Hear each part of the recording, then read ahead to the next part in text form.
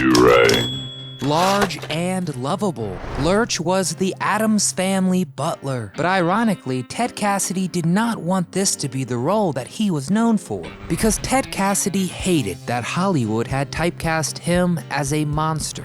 It felt very similar to the bullying he had faced as a child. So let's find out how Cassidy became so successful despite huge odds stacked against him. Yes, it had been so long ago I'd forgotten.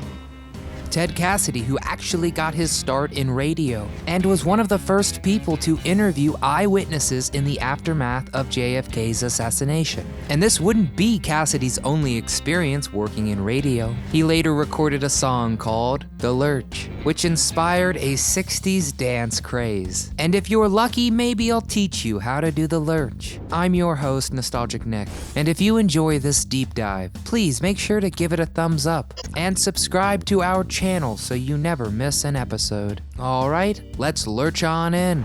A gifted athlete.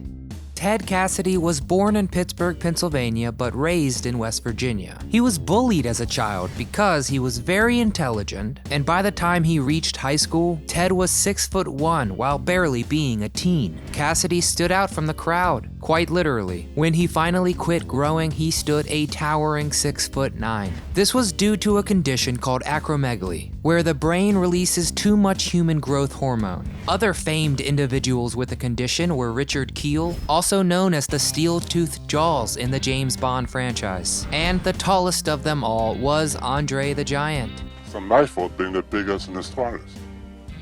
I don't even exercise. Back to Ted. After high school, Cassidy attended West Virginia Wesleyan College and finally found the camaraderie he so badly wanted in grade school by joining the Alpha Sigma Phi fraternity. But not before too long, he transferred to Stetson University to play basketball for the Hatters. He averaged a double-double with 17 points and 10 boards across 3 seasons. Lurch could ball, no doubt about that. And when he wasn't on the court, Cassidy was very involved in student government. And just when you thought his schedule couldn't get any busier, he became a lifeguard for the Florida Life Saving Corps. Ted's got the scoop. After graduating with degrees in speech and drama, Ted married his sweetheart, Margaret Helen, and the couple moved to Dallas, Texas so Ted could pursue his acting dreams. Cassidy became a disc jockey for WFAA, but then began appearing as Creech on the Channel 8's Dialing for Dollars segments of Ed Hogan's afternoon movies. Cassidy was among the first to interview eyewitnesses of JFK's tragic assassination. The United States was reeling and hadn't even had time to process the horrible events of November 22nd, 1963. Ted interviewed people like W.E. Newman Jr. and Gail Newman, who were some of the closest witnesses of the assassination. Do you remember the heart-wrenching photo of the couple shielding their young boys from the bullets? Ted Cassidy gave an in-studio report on the day of the assassination. The reaction around the world has been diverse and instant. Fairly new to the job, Cassidy was facing the odds and overcoming them once again. You rang?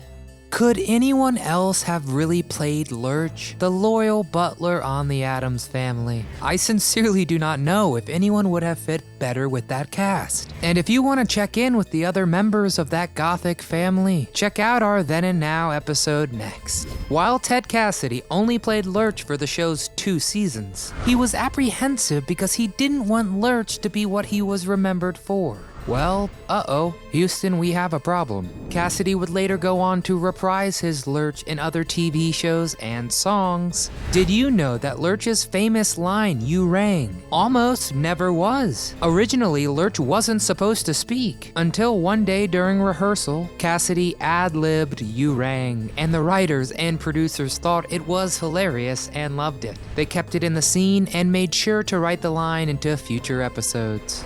Father was right. About what, Lurch? My being a butler. Ted Cassidy actually played 2 roles on the Addams Family. No, he wasn't Morticia. Does Thing ring a bell? Yep, Thing was Ted Cassidy's hand. Really a pretty cool trick. Speaking of tricks or treats, Trick or Treat, Record Deal. Ted Cassidy recorded 2 songs in 1965, and of course released them around Halloween. And the Lurch became very popular. Cassidy even made appearances as Lurch on Chivalry and Shindig to teach the world how to do the Lurch. So don't just stand there, let's do the Lurch. Talk about a one-of-a-kind 60s dance craze. Don't just stand there, Lurch. And if you're like me and you love these kinds of moves, check out our countdown of the best dance crazes of the 1970s. Golly gee willikers. Was the Addams Family home actually black and white? Of course not. The set was actually made of different shades of pink, red, and mint to better give the illusion of black and white on camera. Speaking of color, Lurch made an appearance on an episode of Batman. Oh, it's you, Batman. It was one of the few times a cast member of the Addams Family appeared in character and in color on TV. But as we stated, Ted Cassidy didn't necessarily like the role of Lurch, so he kept looking for that role he believed would establish him as a serious actor. The good, the bad, and the ugly. Unfortunately, many producers didn't get the memo and kept casting Cassidy as the monster. But true fans know that Ted Cassidy was a man of many faces. Kudos to Ted, and kudos to the makeup artist who did a phenomenal job transforming him. The good. Cassidy brought several iconic cartoon characters to life with his signature deep voice. Coming, Buzz. He voiced Ben Grimm on the new Fantastic Four, and it's kinda neat that he somehow wound up playing the Thing again. Ted also provided his voice for all 36 episodes of Tarzan, Lord of the Jungle. The bad. Cassidy was also good at playing the bad guy. He played the towering Harvey Logan in Butch Cassidy and the Sundance Kid in '69. Do you remember that famous fight scene, Guns or Knives? Man, I thought for sure Harvey was going to win. That's $20 I'll never see again. And Cassidy also provided voices for a few of the villains on Challenge of the Super Friends. And many of you will remember his big foot on the $6 Million Man and the Bionic Woman. The ugly. Ted Cassidy also played several alien-like creatures in his career. Like many character actors of his era, he appeared in 3 episodes of Star Trek. Do you remember when he picked up Captain Kirk like a doll in the episode What Are Little Girls Made Of in 1966? And Cassidy also famously narrated the opening for the Incredible Hulk show starring Bill Bixby and Lou Ferrigno. And when you heard the roars of the Hulk, now that wasn't Lou, but rather our main man, Ted.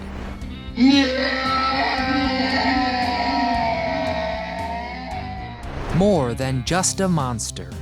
Cassidy resented the fact that Hollywood typecast him as a monster, but there wasn't much he could do about it. He felt the same alienation from Hollywood as he did as a young boy in grade school. He felt like a sideshow attraction at times. But while he might not have wanted to be remembered for his monster roles, we're so very lucky he lent his talent and charm to our screens. But in addition to acting, Ted Cassidy tried his hand at writing screenplays. In the early 70s, he co-wrote The Herod Experiment with Michael Werner. I've been trying to get a screenplay out of that book now for about 5 years. And Ted even made a brief appearance in the successful film, which starred Tippi Hedren and Don Johnson.